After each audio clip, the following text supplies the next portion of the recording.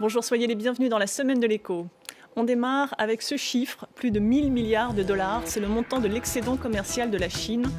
Malgré les droits de douane de Donald Trump, le Made in China inonde la planète à un niveau inégalé. Comment expliquer de telles performances face à ce rouleau compresseur? Comment l'Europe peut-elle résister? Les droits de douane et autres transferts de technologie demandés par Emmanuel Macron sont-ils la solution? 10 ans après l'accord de Paris, faut-il en finir avec le pacte vert et autres réglementations européennes? Eh bien, pour répondre à toutes ces questions, j'ai le plaisir d'accueillir sur ce plateau Pierre Boulet. Bonjour. Bonjour. Vous êtes investisseur auprès de petites et moyennes entreprises et ancien PDG de l'équipementier automobile Novares. Elvire Fabry, bonjour. Bonjour. Chercheuse senior à l'Institut Jacques Delors. Et Anthony Morlet-Lavidali, bonjour. Bonjour. Vous êtes économiste chez Rexecode. Jusqu'où ira le Made in China? Pékin affiche donc plus de 1000 milliards de dollars d'excédent commercial, dont 300 milliards rien qu'avec l'Union européenne en 2024. S'il y a bien un produit qui illustre cette montée en puissance de la Chine, c'est la voiture électrique. Pour la première fois cette année, l'UE a importé plus de voitures chinoises qu'elle n'en a exportées. Le reportage de nos confrères de France 2. Le voici, un véhicule hybride parti pour recharger qui est juste ici. Pour sa nouvelle voiture de fonction, Laurent Combette a choisi chinois. Ce commercial récupère aujourd'hui sa nouvelle voiture de la marque BYD, pas encore très connue en France, mais déjà un géant mondial. Un modèle hybride rechargeable, 870 km d'autonomie, 44 500 €. Je n'ai pas trouvé d'équivalent, à la fois au niveau du look et à la fois de l'autonomie, j'en reparle encore, mais c'est vraiment ce qui m'a poussé à prendre ce véhicule. Acheté chinois, de plus en plus de Français font ce choix et la marque ne cache pas son ambition. On est passé de 50 à 70 concessions et l'année prochaine, nous ambitionnons les 200 sites en France. Donc on a une très très forte demande. Aujourd'hui, des marques chinoises comme BYD, MG ou Xpeng partent à la conquête de l'Europe. Car en Chine, le secteur explose et cherche de nouveaux débouchés. 200 marques qui rivalisent d'innovations technologiques dont les conducteurs chinois raffolent. Je suis chinois. Pourquoi j'achèterais une voiture étrangère? Les nôtres sont aujourd'hui de très bonne qualité. Des modèles vendus 20 à 30% moins cher que leur équivalent fabriqué en Europe selon les experts. Des voitures, mais aussi de plus en plus de pièces détachées, pneus, freins ou boîtes de vitesse, plus 67% d'importation depuis 2021. Pour la première fois cette année, l'Europe a importé plus de voitures de Chine qu'elle ne lui en a vendues, notamment parce que des constructeurs européens aussi en fabriquent sur place. Il y a 2 gros tiers des importations de Chine qui sont le fait des constructeurs chinois, et puis il y a un tiers qui est le fait des BMW, des Mercedes, éventuellement des Dacia, pour lesquels on va choisir de développer des véhicules là-bas, parce que les coûts étaient moindres. Pour protéger l'industrie occidentale, des équipementiers demandent aujourd'hui la création d'un label pour préserver les voitures et les pièces fabriquées dans l'Union européenne. Pierre Boulet, vous avez travaillé longtemps avec la Chine. Cette montée en puissance de l'automobile chinoise, vous l'aviez vu venir? Il est un fait qu'il y a de nombreuses années, l'industrie chinoise ne produisait peu de voitures. Et puis, les fabricants de batteries, parce que ça vient de là, ont commencé à faire des voitures, alors qu'en Europe, c'est des fabricants de voitures qui ont fait des voitures électriques. Et donc, une marque comme BYD a au moins 20 ans d'âge. À l'époque, c'était plutôt Build Your Drama, parce qu'il y en avait plein sur le bord des routes. Mais aujourd'hui... BYD, ça veut dire Build Your Dream, construisez votre rêve. Et donc, à l'époque, vous nous dites que c'était plutôt construisez votre drame. Tout à fait. Alors aujourd'hui, c'est tout à fait Build Your Dream, parce que ce sont des voitures qui sont très bien finies, très développées, et il y a tout un tas d'innovations technologiques alléchantes. Ça, c'est vrai que ça s'est développé, et on l'a vu déjà depuis 5-6 ans, cette évolution. Et les voitures allemandes qui étaient très haut de gamme se sont vues rattrapées par les voitures chinoises. Ce que nous dit aussi le reportage, c'est que les pièces automobiles, les équipementiers sont aussi concernés. Oui, les équipementiers ont suivi, plus pour des questions de coût, d'abord pour livrer les clients chinois, puisque quand même en Chine on produit une voiture sur 3 sur la planète, donc il y a déjà tout ce volume qui est à servir, plus la production de pièces de la part des équipementiers qui sont faites en Chine et réimportées soit aux États-Unis, Mexique ou en Europe. Alors des modèles vendus 20 à 30% moins chers que leur équivalent fabriqué en Europe. Comment vous l'expliquez ? Il y a plusieurs choses. Il y a d'abord un écart de coût. On pourra en revenir tout à l'heure sur les écarts de coût entre la Chine Allons-y. et l'Europe, il y a un énorme écart de coûts. Et puis, il y a la préférence chinoise qui fait que les règles, même si elles sont affichées officiellement les mêmes pour tout le monde, force est de constater que les entreprises chinoises obtiennent assez facilement un certain nombre de dérogations. D'ailleurs, la chancelière allemande était allée en Chine pour rouspéter auprès de Xi Jinping pour ça, parce qu'en fait, c'est pas à armes égales. C'est-à-dire, c'est quoi la préférence chinoise? C'est-à-dire que vous avez des règles et des taxes qui sont applicables pour tout le monde, et ça, c'est le document officiel qui arrive pour tout le monde. De la part des autorités chinoises? De la part des autorités chinoises. Sauf que, localement, les provinces accordent des dérogations. On ne paye pas telle taxe, on ne paye pas ceci, on ne paye pas cela. Et globalement, c'est entre 15 et 20% du chiffre d'affaires de l'entreprise en dérogation. Ce qui fait que les équipementiers européens, américains qui sont en Chine ne bénéficient pas de ces dérogations, alors que les équipementiers chinois en bénéficient. Et donc tout ça, oui, ça génère 20 à 30%. Qui s'ajoute à l'écart de main-d'œuvre, parce qu'entre un salarié chinois, un coût français, il y a un facteur 4 à 5. Et puis il y a peut-être aussi la question des subventions.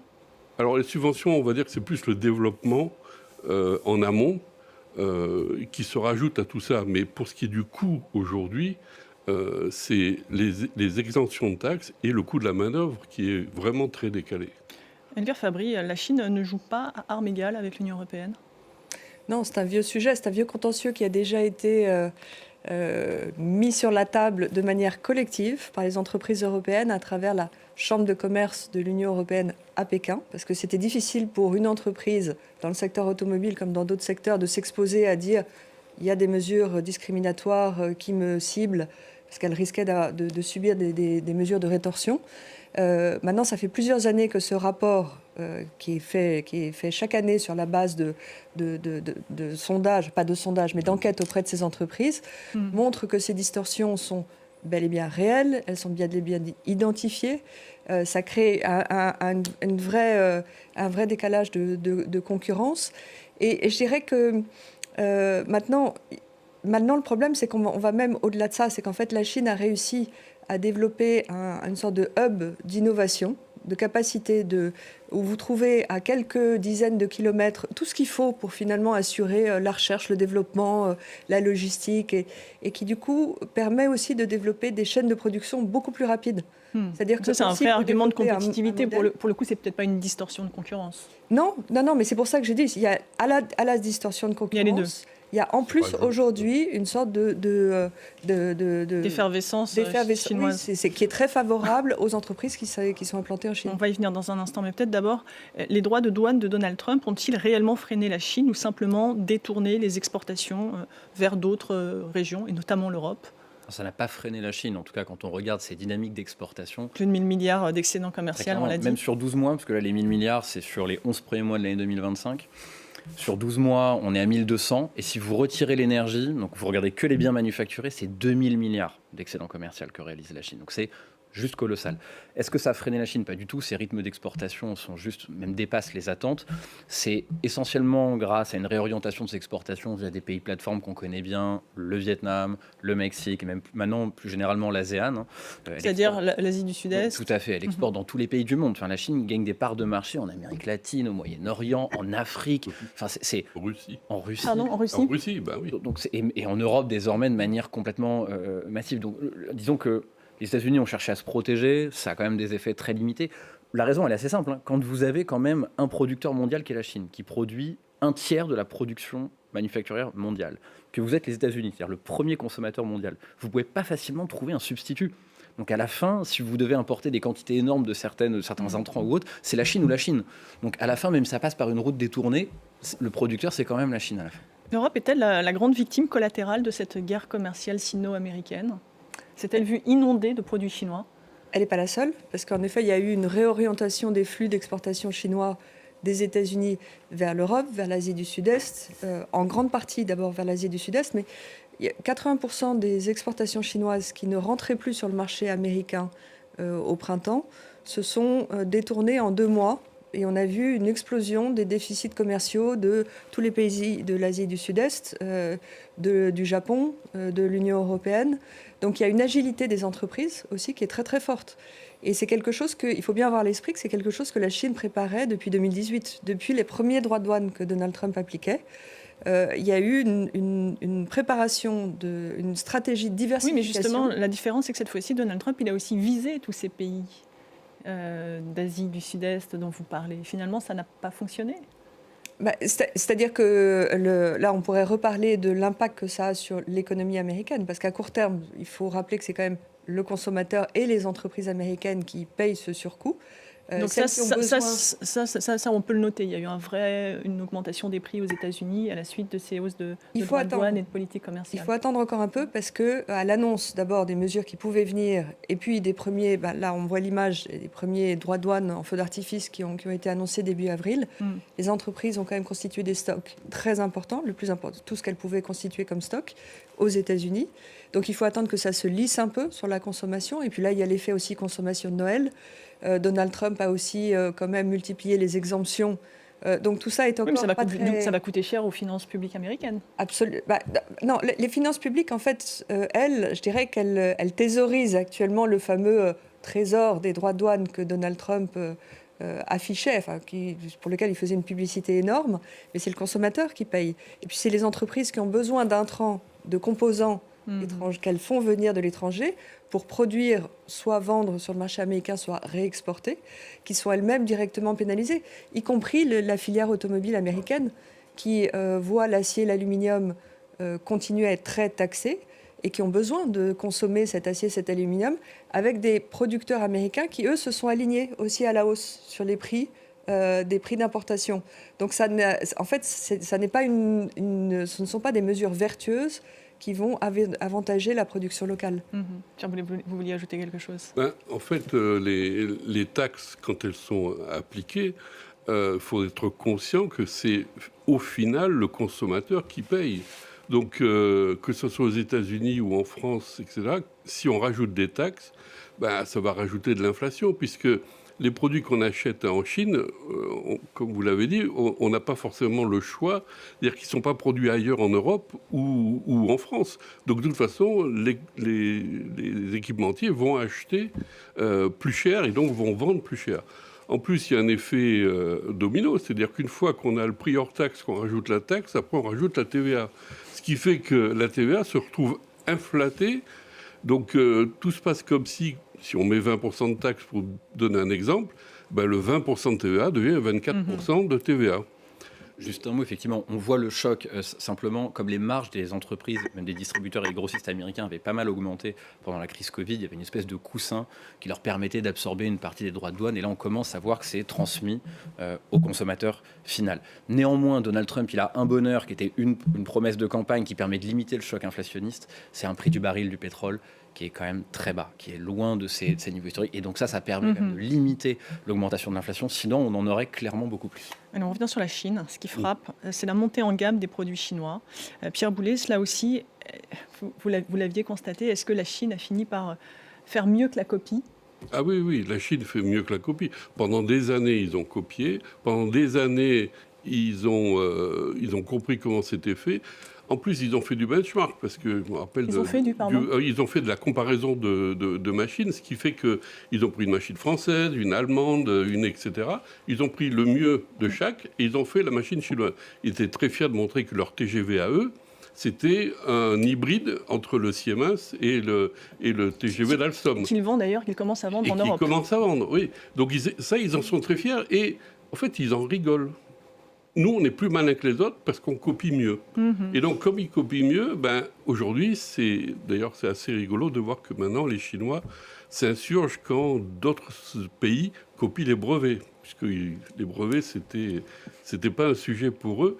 Mais c'est vrai qu'aujourd'hui, les produits chinois sont de qualité, ils sont performants, et surtout, il y a une très grande innovation. Il y a une effervescence en innovation qui est très... Oui, parce que là, on parle des véhicules électriques, mais il y a également la robotique, le traitement des minerais stratégiques. Dans tous ces secteurs clés stratégiques, ils sont leaders. Alors là, c'est la stratégie du jeu de Go. C'est-à-dire qu'ils ont commencé il y a 15 ans à acheter les mines en Afrique et dans d'autres pays. Ensuite, ils ont envoyé les Chinois pour les gérer.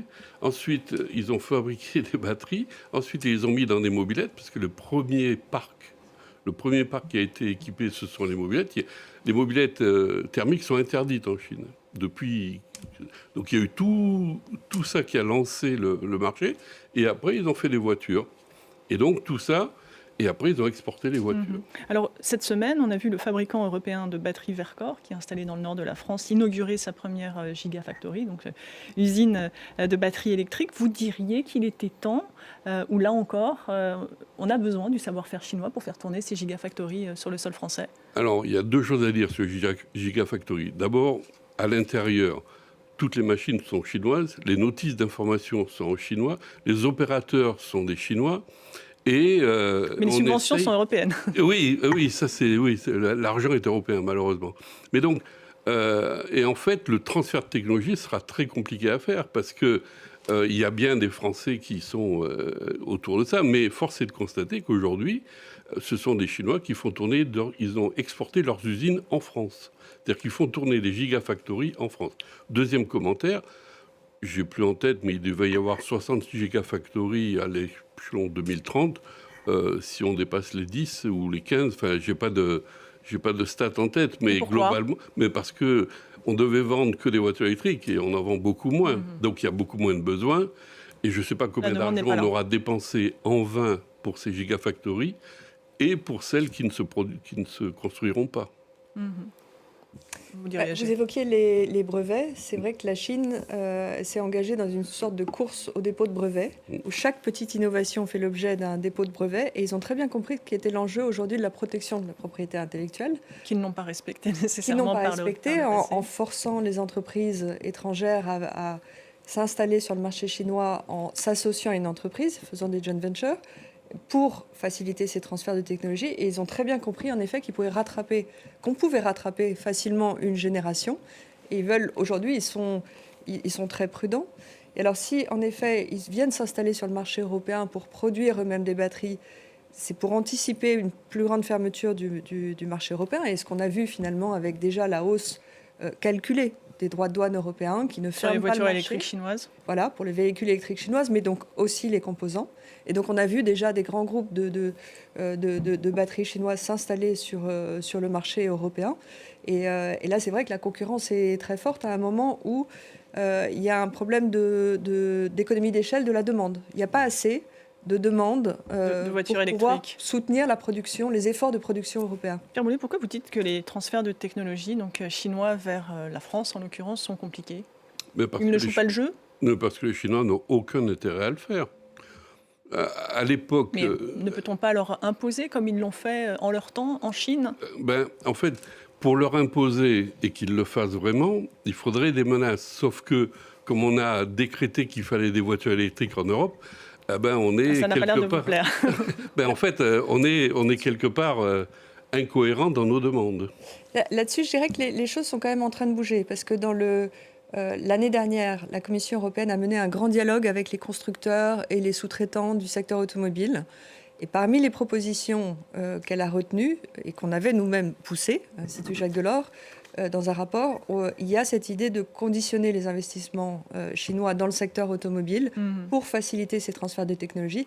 Mais encore une fois, et il va y avoir évidemment beaucoup de résistance, mais c'est là où il faut que les acteurs chinois et le gouvernement chinois comprennent que si on ne va pas vers ce renversement d'échanges coopératifs, il y a un risque aussi de plus grande fermeture. Précisément, Emmanuel Macron, qui était en Chine la semaine dernière, a évoqué une menace existentielle qui pesait sur notre industrie. Le président français a défendu une préférence européenne pour l'industrie automobile et, disons, plus de souplesse sur le calendrier de passage au tout électrique. On l'écoute. Pour ce qui est du véhicule automobile, la Commission sortira dans les prochaines semaines ses feuilles de route et son action. Nous soutenons des flexibilités technologiques pour avoir plus de neutralité technologique à 2035. C'est un peu le fruit de l'accord franco-allemand de la fin de l'été dernier. Et une préférence européenne. Pourquoi ? Parce qu'il nous faut garder la base européenne de production.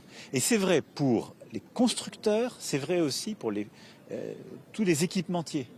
Et ça n'est pas du tout agressif ou protectionniste. Les Américains et les acteurs du marché nord-américain le font, les Chinois le font. Qu'est-ce qui veut dire exactement le président par préférence européenne? Que prévoient les textes? Alors, ce qui est actuellement en discussion, et donc il faut calibrer un peu ces nouveaux instruments, c'est l'idée que les constructeurs chinois soient forcés d'utiliser des composants européens. Donc finalement, faire appel aux sous-traitants européens pour certains composants. Alors, en même temps, il y a bien ce problème de maîtrise des technologies de batterie, alors qu'ils sont très en avance et qu'on a du retard. Est dépendant. Il ne s'agit pas simplement d'ouvrir des usines, c'est qu'on a du retard. Mais il s'agit aussi de miser éventuellement sur ce qu'on appelle du Buy European, ce qui favoriserait en fait l'achat de soit composants, soit de véhicules européens, notamment pour toutes les flottes professionnelles. Et on peut imaginer que dans les appels d'offres, dans ce genre de... Il y a plusieurs moyens, si je puis dire, pour favoriser, soutenir en tout cas cette production européenne par de la demande. Mais il faut bien calibrer les choses parce que